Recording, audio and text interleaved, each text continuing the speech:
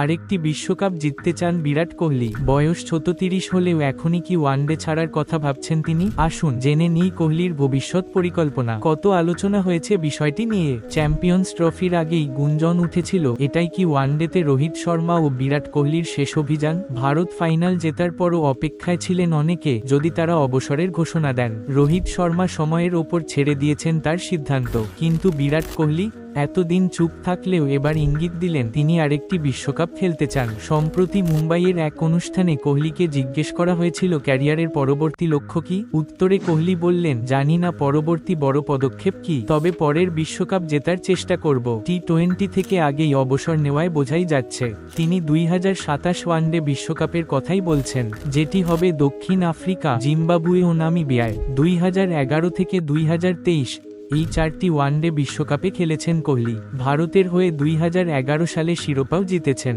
২০২৩ বিশ্বকাপে সর্বোচ্চ ৭৬৫ রান করেছিলেন, যদিও ফাইনালে অস্ট্রেলিয়ার কাছে হেরে গিয়েছিল ভারত।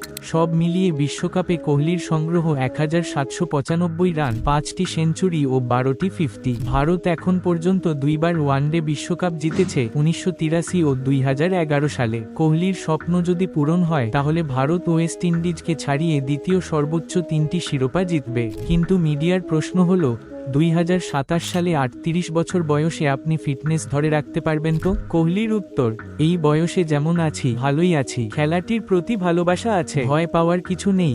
আপনার কি মনে হয় ২০২৭ সালে কোহলি ফিট থেকে আরেকটি বিশ্বকাপ খেলতে পারবেন? মতামত জানান কমেন্টে।